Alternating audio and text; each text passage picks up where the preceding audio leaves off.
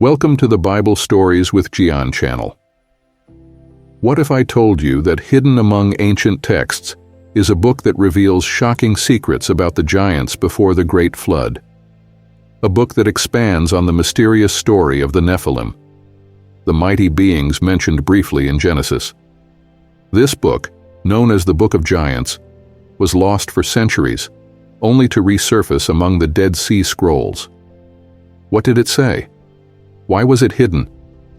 And how does it connect to the fallen angels, Noah's time, and the judgment of God? Stay with me as we uncover the truth behind this mysterious book and its connection to biblical history. Make sure to like, comment, and subscribe for more eye-opening content about biblical history and prophecy. Now let's dive in. The Bible gives us glimpses of a time when the earth was filled with supernatural beings, giants known as the Nephilim. In Genesis 6:1-4 we read, "When human beings began to increase in number on the earth and daughters were born to them, the sons of God saw that the daughters of humans were beautiful, and they married any of them they chose."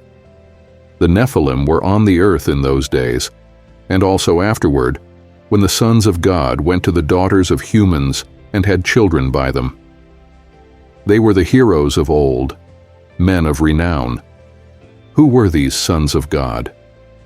Many scholars and ancient texts suggest they were fallen angels, watchers who abandoned their divine purpose and came to earth, taking human wives and creating a race of giants. But why did this happen, and what was the fate of these mighty beings? This is where the Book of Giants steps in.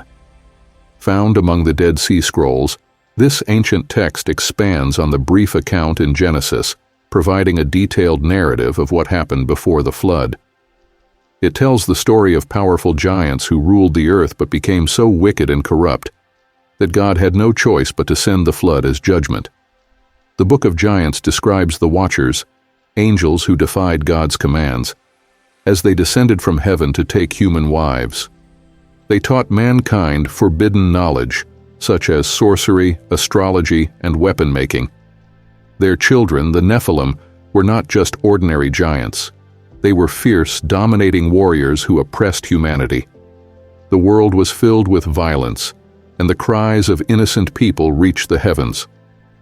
In the Bible, this aligns with what we see in Genesis 6:5. The Lord saw how great the wickedness of the human race had become on the earth, and that every inclination of the thoughts of the human heart was only evil all the time.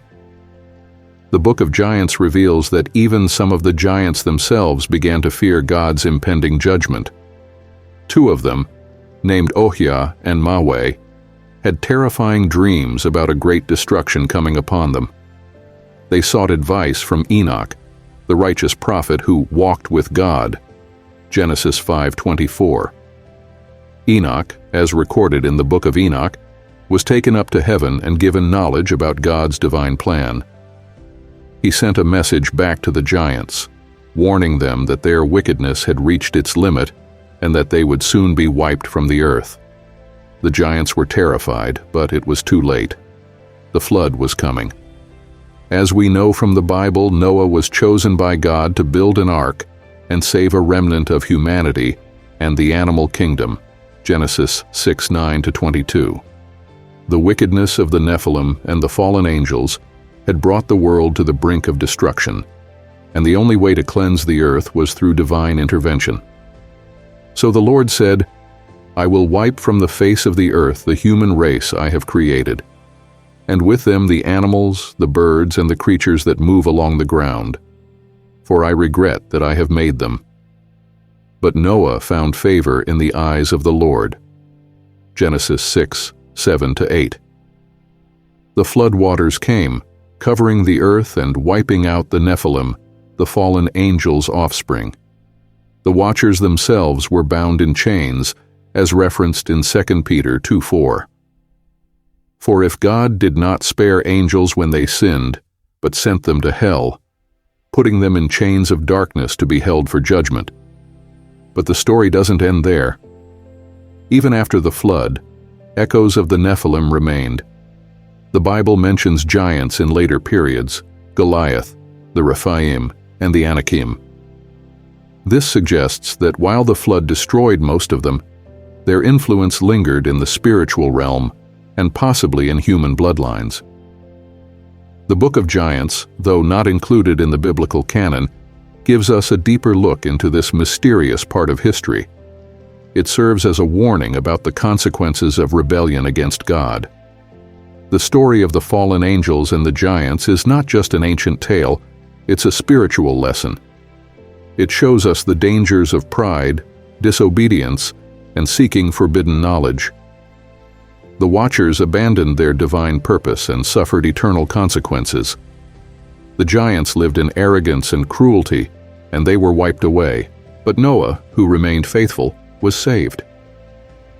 This is a reminder that in a world filled with darkness, we must stay close to God. Even today, spiritual battles rage around us. The forces of darkness still seek to deceive and corrupt, just as the fallen angels did in ancient times. But God has given us the ultimate weapon, His Word and His promises. So, what do you think? Do you believe the Book of Giants gives us deeper insight into biblical history? Let us know in the comments below. Thank you for watching. May God bless you, and we'll see you in the next video.